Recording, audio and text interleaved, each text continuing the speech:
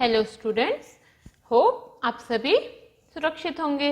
तो चलिए अभी हम शुरू करते हैं हमारा सर्वनाम। जो हम हिंदी व्याकरण में सर्वनाम हमने इससे पहले की वीडियो में जाना था कि सर्वनाम किसे कहते हैं, और हमने कई प्रकार के है ना बहुत सारे सर्वनाम शब्द भी जाने थे। आज हम पढ़ेंगे सर्वनाम के भेद। ठीक है, सर्वनाम जो है उनके भेद। तो सर्वनाम के मुख्य 6 भेद हैं। कितने भेद हैं? 6 भेद हैं। पहला है पुरुषवाचक सर्वनाम, निजवाचक सर्वनाम, निश्चयवाचक सर्वनाम, अनिश्चयवाचक सर्वनाम, प्रश्नवाचक सर्वनाम और संबंधवाचक सर्वनाम। इस तरह से 6 प्रकार के सर्वनाम होते हैं। ठीक है, तो चलिए हम एक एक करके जानेंगे इन सभी सर्वनाम के भेद। तो पहला है पुरुषवाचक सर्वनाम। जिस सर्वनाम शब्द का प्रयोग बोलने वाला अपने लिए, सुनने वाले के लिए और अन्य व्यक्तियों के लिए करता है उसे पुरुषवाचक सर्वनाम कहते हैं। ठीक है, अब पुरुषवाचक सर्वनाम किसे कहते हैं? जिसमें व्यक्ति अपने लिए, ठीक है, सुनने वाले के लिए और अन्य व्यक्तियों के लिए उपयोग में जो नाम लेता है उसे क्या कहते हैं? हम पुरुषवाचक सर्वनाम कहते हैं। जैसे मेरा, तो जो मेरा है ये कौन सा शब्द है? मैं अपने लिए उपयोग में ले रही हूं, तो ये क्या होगा? पुरुषवाचक है। उसके अलावा आप, तो आप क्या हो जाएगा? पुरुषवाचक शब्द होगा, क्योंकि ये मैं आपके लिए उपयोग में ले रही हूं। फिर तुम, तुमने, मैंने, ये सब क्या हो जाएंगे? पुरुषवाचक शब्द होंगे। अर्थात बोलने वाला अपने लिए, सुनने वाले के लिए और अन्य व्यक्तियों के लिए जो नाम प्रयोग में लेता है उसे क्या कहते हैं? पुरुषवाचक सर्वनाम कहते हैं। जैसे मैं कल आऊंगा, ठीक है, मैं क्या आऊंगा? कल आऊंगा, तो मैं है वो क्या है? पुरुषवाचक सर्वनाम है। उसी तरह तुम कब जाओगे, तो तुम क्या है? वो भी पुरुषवाचक है। वह नहीं आएगा, यानी वो किसी और व्यक्ति के बारे में बोल रहा है कि वो नहीं आएगा, तो ये क्या हो जाएगा? ये भी पुरुषवाचक सर्वनाम हो जाएगा। तो मैं, तुम, वह, है ना, ये सब क्या कहलाएंगे? पुरुषवाचक सर्वनाम कहलाएंगे।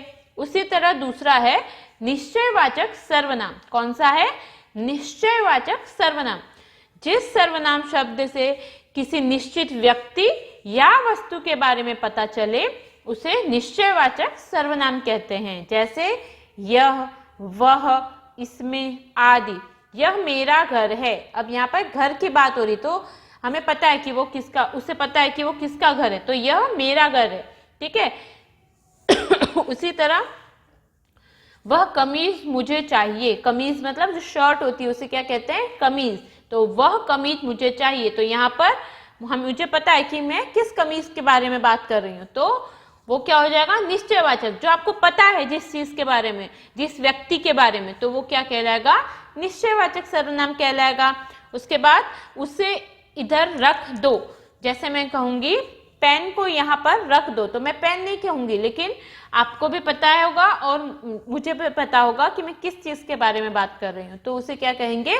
निश्चयवाचक सर्वनाम कहेंगे। फिर है अनिश्चयवाचक सर्वनाम। जिस सर्वनाम शब्द से किसी निश्चित व्यक्ति या वस्तु के बारे में पता ना चले, हमें नहीं पता कि हम किस चीज के बारे में बात कर रहे हैं, तो उसे क्या कहेंगे? अनिश्चित। जो हमें पता ही नहीं उसे क्या कहेंगे? अनिश्चित। तो उस जगह पर, उस स्थान पर जो सर्वनाम हम प्रयोग में लेंगे उसे क्या कहेंगे? अनिश्चितवाचक सर्वनाम। जैसे कोई, कुछ आदि, है ना। बाहर कोई आया है, अब आपको नहीं पता कि दरवाजे के बाहर कौन आया है, तो हम क्या कहेंगे? कोई आया है। ठीक है, तो यहाँ पर हमें नहीं पता कि कौन आया, तो ये क्या हो जाएगा? अनिश्चित हो जाएगा। ठीक है, चाय में कुछ पड़ा है। अब जैसे आप लोग दूध पीते हैं, तो यहाँ पर हम क्या बोलेंगे? दूध में कुछ गिरा है। अब क्या गिरा है वो हमें नहीं पता, लेकिन कुछ तो गिरा हुआ है। अनिश्चित है ना, निश्चित नहीं, हमें नहीं पता कि क्या गिरा है, लेकिन कुछ गिरा है, हमें इतना ही पता है, तो क्या कहलाएगा? अनिश्चित सर्वनाम कहलाएगा। तो कोई, कुछ क्या कहलाएंगे? अनिश्चित सर्वनाम कहलाएंगे। उसी तरह प्रश्नवाचक सर्वनाम होते हैं। हमें जब कोई प्रश्न पूछना हो, ठीक है, तब जो हम नाम प्रयोग में लेंगे उसे हम क्या कहेंगे? प्रश्नवाचक सर्वनाम। जैसे क्या, कौन, किसका, कैसे, कहाँ, तो ये सब क्या कहलाएंगे? प्रश्नवाचक सर्वनाम। जैसे क्या आप मेरी बात से सहमत हैं? अब मैं पूछ रही हूँ क्या आप मेरी बात से सहमत हैं, तो ये जो क्या शब्द है वो क्या है? प्रश्नवाचक सर्वनाम है। उसी तरह से आपको किससे मिलना है, यहाँ पे किससे है तो हमें पता चल रहा है कि हम पूछ रहे हैं कि किससे मिलना है, तो ये जो किससे है वो प्रश्नवाचक है। तुम कब आए, ठीक है, तुम आए, तुम आए मैं बोलूंगी तो क्या हम उससे प्रश्न पूछ रहे हैं? नहीं, हम बता रहे हैं। तो अगर हमें प्रश्न पूछना है उससे कि वो कब आया तो हम क्या पूछेंगे? तुम कब आए। तो ये जो कब शब्द है, क्या, किससे, कहाँ, कैसे, ये क्या कहलाएंगे? प्रश्नवाचक सर्वनाम कहलाएंगे। उसी तरह पांचवा है संबंधवाचक सर्वनाम। कौन सा है पांचवा? संबंधवाचक सर्वनाम। जो सर्वनाम शब्द वाक्य में आने वाले दूसरे सर्वनाम शब्दों से जुड़े होते हैं उन्हें संबंधवाचक सर्वनाम कहते हैं। यानी दो सर्वनाम आपस में जुड़े होते हैं, ठीक है, तो उसे क्या कहेंगे? संबंधवाचक सर्वनाम। जैसे जो, शो, जैसा, वैसा आदि। तो यहाँ पर आपको मैंने प्रयोग करके भी दिखाया है कि जैसा करोगे वैसा भरोगे। तो ये जो वैसा शब्द है वो कहाँ, किसके लिए प्रयोग में लिया गया है? जैसा शब्द के लिए, ठीक है। तो हम जैसा करेंगे वैसा भरेंगे, है ना। तो ये जो जैसा वैसा है वो क्या है? एक दूसरे से जुड़े हुए हैं। तो ये क्या कहलाएंगे? संबंधवाचक सर्वनाम। जिसकी लाठी उसकी भैंस। तो अब ये जिसकी लाठी उसकी भैंस होगी, तो जिसकी और उसकी क्या हो जाएगा? एक दूसरे से जुड़े हुए हैं, एक दूसरे से संबंध है, तो संबंधवाचक सर्वनाम कहलाएंगे।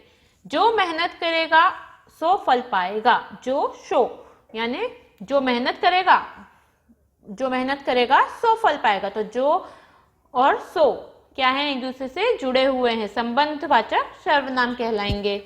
उसी तरह है निजवाचक सर्वनाम। जो सर्वनाम शब्द अपने लिए प्रयोग किए जाते हैं उन्हें निजवाचक सर्वनाम कहते हैं। निज यानी खुद के लिए प्रयोग में लिए जाने वाले सर्वनाम को क्या कहेंगे? निजवाचक सर्वनाम कहेंगे। जैसे स्वयं, खुद, अपने, आप आदि, ठीक है। यहाँ पे उदाहरण भी आपको दिया है, अपना काम स्वयं करो। अपना काम स्वयं करो, तो यहाँ मैं खुद के लिए प्रयोग कर रही हूँ, तो क्या कहलाएगा? निजवाचक। वह खुद चला जाएगा, वो खुद ही चला जाएगा। तो वहां पे क्या हो रहा है? उस वह जो शब्द है उसी में खुद के लिए ही हम प्रयोग कर रहे हैं। मैं अपने आप बाजार से पुस्तक ले आऊंगी।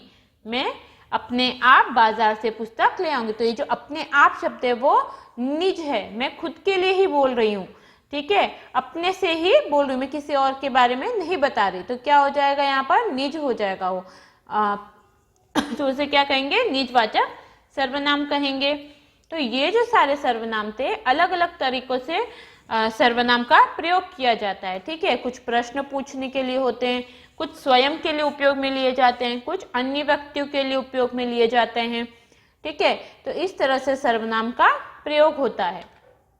तो आप सभी को बच्चों इसकी जो व्याकरण है उसके लिए मैं आपको नोट्स भेजूंगी, तो उसको आपको अच्छे से लिखना है और अच्छे से आपको ध्यान देकर उसे पढ़ना है, ताकि जब आपको पूछा जाए तो आपको इससे अच्छे से आ सके, ठीक है। तो आप लोग इसे अच्छे से पढ़िए और घर पर सुरक्षित रहिए। धन्यवाद।